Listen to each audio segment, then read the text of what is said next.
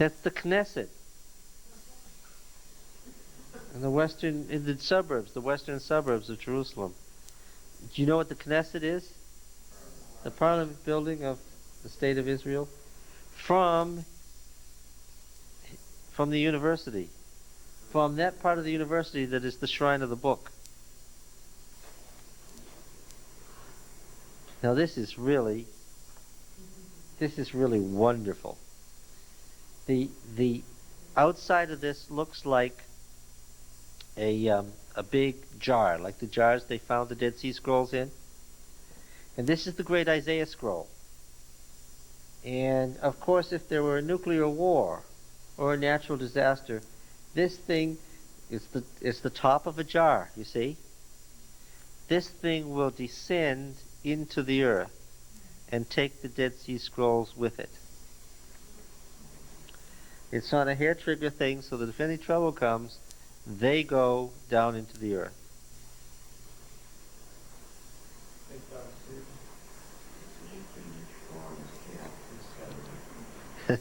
Yes. And of course the interior of the building, you see, it's like being inside a giant jar. Oh, that was great.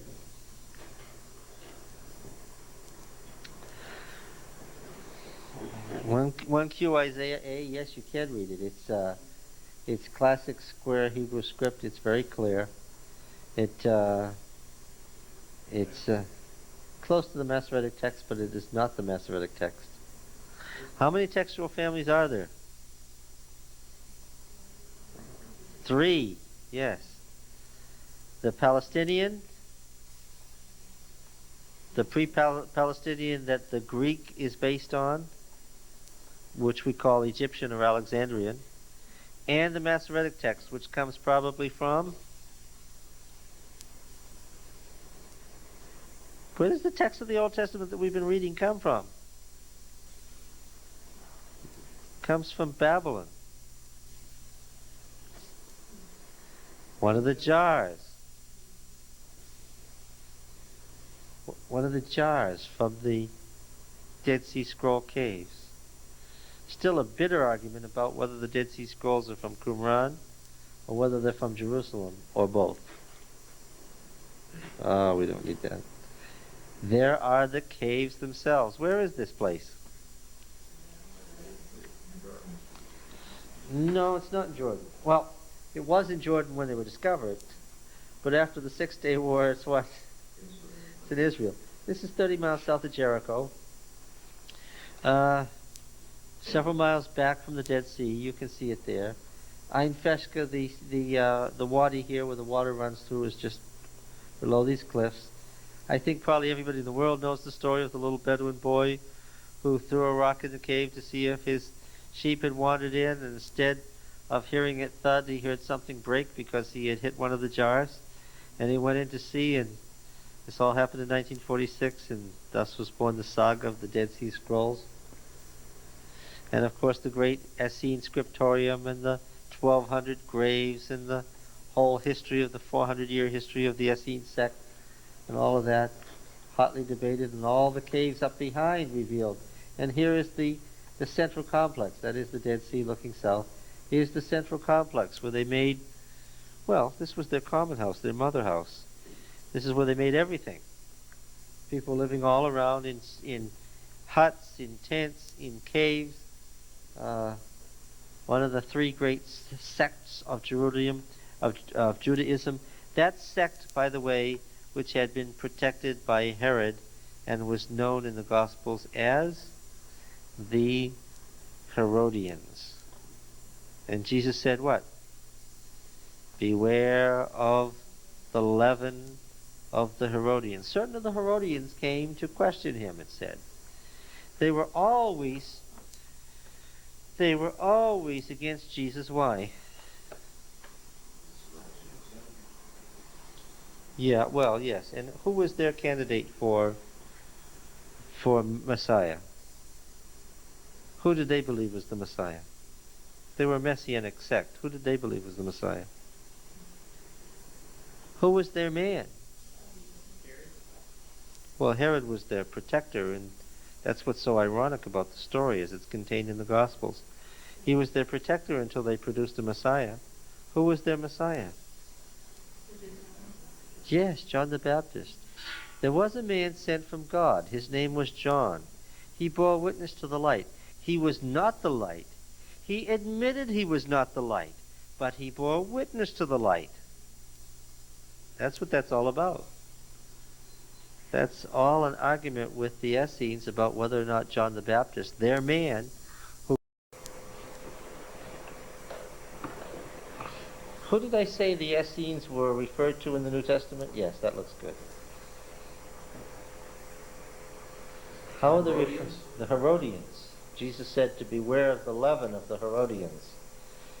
They were the ultra right-wing conservatives of their day, living in the desert, waiting for the destruction of the false priesthood of the temple in Jerusalem so that they could take it over and put into their program in the new temple that was going to be built.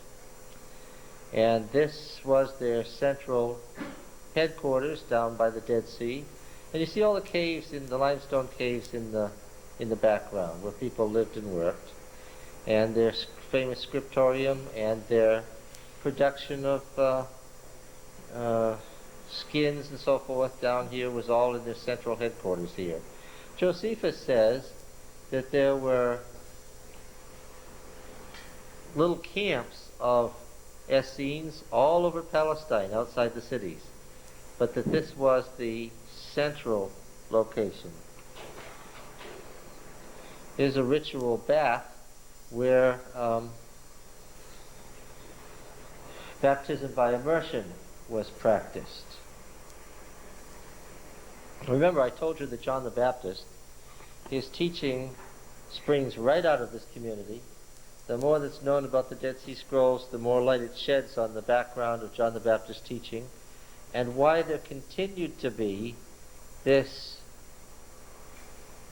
careful description of John the Baptist in the New Testament as a result of the Essene belief that he had been the Messiah.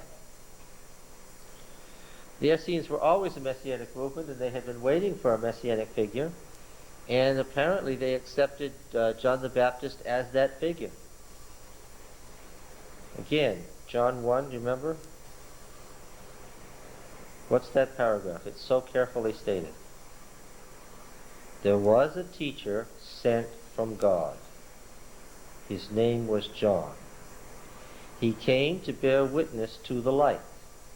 He was not the light, but came to bear witness to the light. Right?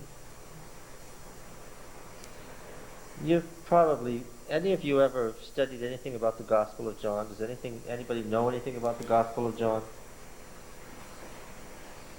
What is the origin of the Gospel of John?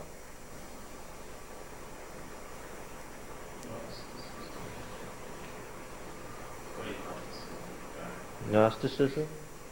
Well, that's a Greek movement. When was the Gospel of John written?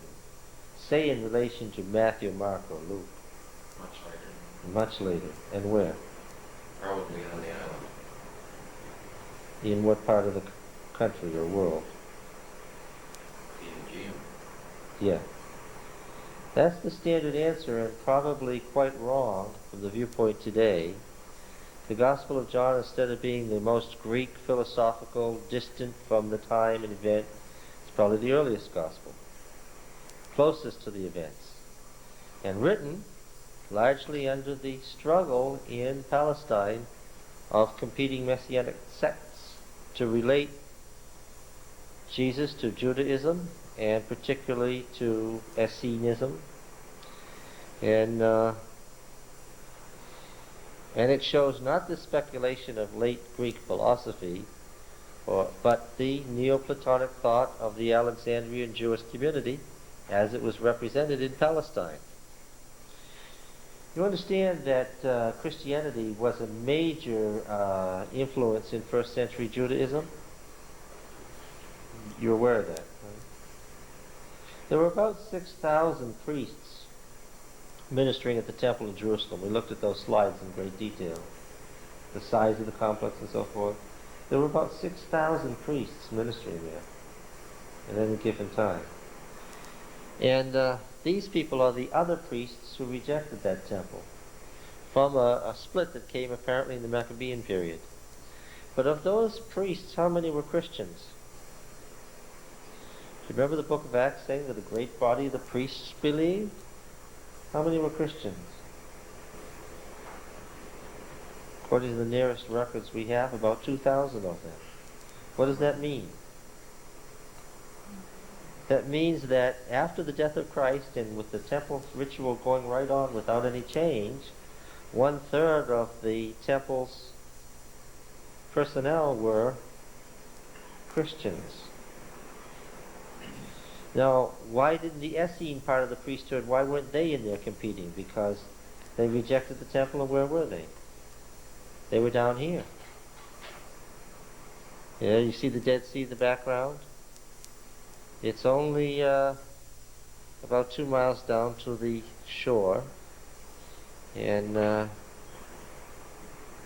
several miles south of Jericho. What are those mountains over there on the far side? Oh, well, that's Jordan today, Transjordan. But what country in biblical times?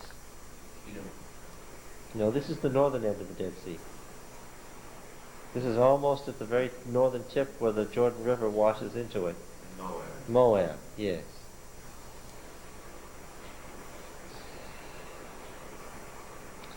You know, this business about these Essenes competing with the Christians drove the upper priesthood to distraction.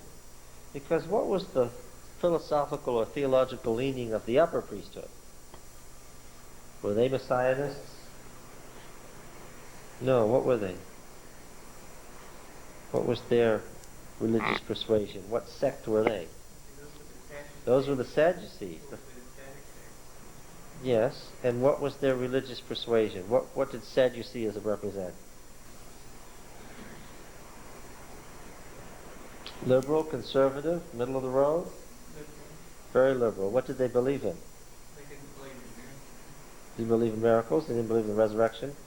They didn't believe in anything. They were what we would describe today as agnostics.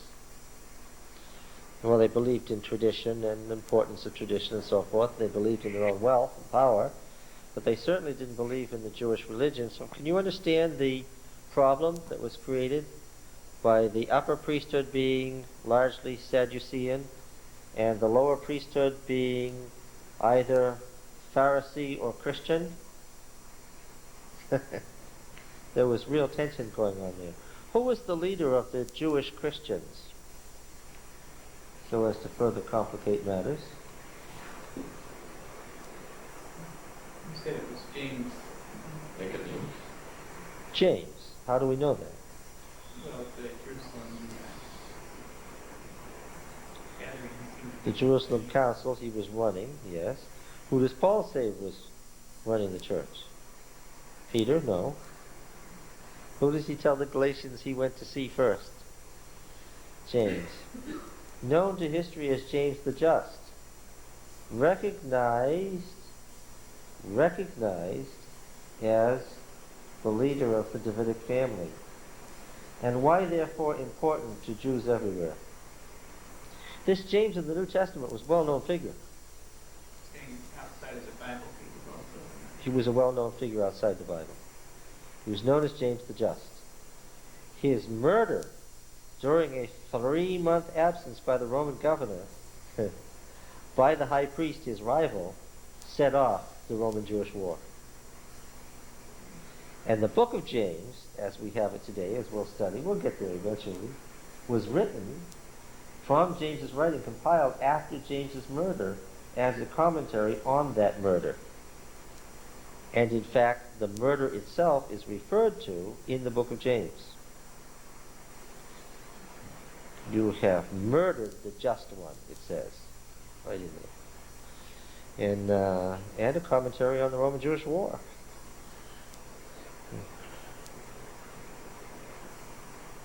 Everybody was waiting for something to happen. What? The brother of Jesus. The oldest brother, yes. Yeah. Not James the Apostle. Well, that change was dead almost immediately. Right. That change was But killed that's 6 weeks after Jesus. That's a common confusion. Yeah. This is People don't get that squared away. this is not the James of the 12 who was murdered immediately. This is James, the brother of Christ, the head of the family of David, who had considerable control over Judaism, which is why his coming to get Jesus, why he thought he could, and why it was an exceedingly important thing that Jesus said no. You get the impression, and I understand this, you get the impression from the nativity narratives that Joseph and Mary were poor peasants from nowhere. There's nothing quite like that in the Bible. Okay? The reason Jesus created a problem was that he wasn't a poor peasant from nowhere. Could the Jewish leaders have dealt with a poor peasant from nowhere? Oh yes. Just to ignore them. Yeah. A poor peasant from nowhere. Why on earth was Jesus sitting in the temple teaching daily for years? Because what? As the Gospels make clear, there was nothing that the Jewish leaders could think to do about it. These high leaders wanted to maintain close relationship to the Roman government. We talked about that and talked about why. Whereas the Messianists, whether the Essenes or the Pharisees or the Christians, didn't have any predetermined automatic relationship to the Roman government. If you're a Messianist, what's going to happen to the Roman government? It's going to go. Yeah. The foundations of this community were in the 2nd century BC. By about 200 BC, the Essenes were down here. Look at that wall. That is not the wall of a group of people who were either poor or had gone out into the desert at the last minute without careful thought. These are great, huge buildings that were built here. This is the headquarters of a major sect. Do you see the wall? It's a beautiful wall. Now, of course, it was plastered over. All these walls were smooth. But look at that stonework. And the coins indicate, and the shape of the writing on the Dead Sea Scrolls indicates when the earliest. Here's one of the mikvahs, the ritual baths, where you walk right down in to be immersed. This is the origin of baptism. And of course, it was the Essenes who, in their commentaries, created this idea that baptism is a new passing through the sea. It's a new exodus. It's a new redemption. Remember, the exodus is the symbol of redemption. This New Testament theology is taken right over from Essene teaching. Now, as you look south from this area, you see that That explains a couple of things. Why Jesus going out to be baptized would cause a monster problem for the Jerusalem leadership, because it was public recognition by the heir to the throne of their legitimacy to some extent. there was the relationship between Jesus and John was an explosive one for the leaders in Jerusalem. They didn't treat John as nobody either. What did they do? Tried to keep him alive. Did they sent out spies, you remember, to listen to what he said, because they were afraid that he would say something that would do what? Upset the apple cart. And lead to a revolt. And instead, the Gospels say, he called on them as a generation of vipers to repent and to be baptized, and some of them were, and that made the situation even worse for the leaders. And Jesus chose a day, because he was there for some time. Jesus chose a day to be baptized by John when what? He waited. There to see. Well, he waited until the representatives of the authorities from Jerusalem were there, so that they could carry back what? Word of what he had done. Yeah. Yeah. Were the leaders in Jerusalem unaware of the family of Joseph? No. Were they unaware of the rumors about Jesus? No. What they were happiest was that Joseph withdrew to Galilee and Jesus lived in obscurity, which is not what they had expected.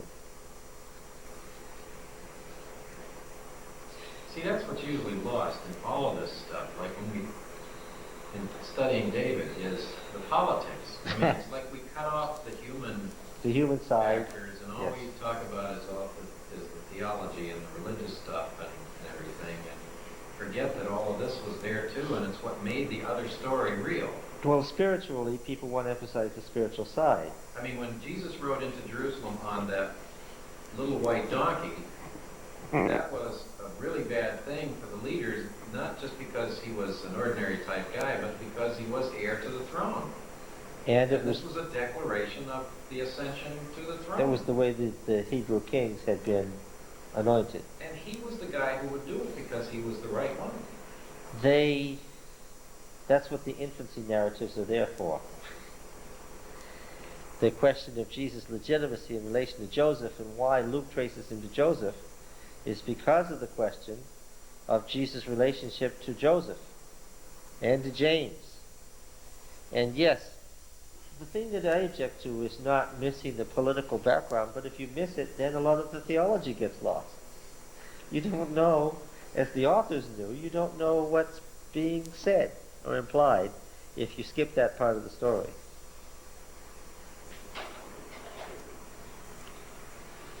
Most of these places had granaries, and this is one of them. We think of the desert as non-productive, but it wasn't that kind of a desert. The water that runs by here empties water from the 2 rainy seasons, and they captured that water and they farmed with it, and they grew things and they stored the grain.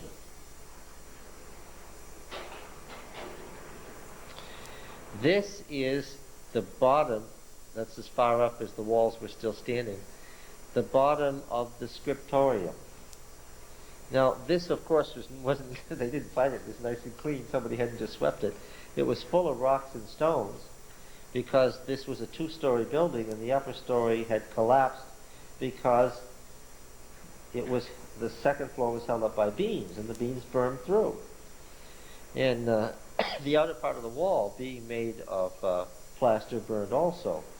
But in this room were found the tables covered with vellum, the actual tables where the Dead Sea Scrolls were. Some of them were copied. Occasionally you can see letters where somebody, the covering of the tables was skinned and the scrolls were skinned, and obviously occasionally a scribe would write right off the scroll onto the parchment. There's tremendous argument today among scholars whether the hundreds of Dead Sea Scrolls all originated with the Essene community, or whether in fact those in the jars represent the Essenes and their library, and those that were thrown in by the hundreds represent the scrolls of the temple in Jerusalem that were brought down here by somebody fleeing. Because just south of here, of course, is the famous Masada where the zealots held out to the end.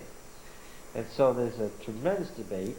Some scholars maintain to this day that the copper temple scroll with its record of where the treasures were hidden and so forth is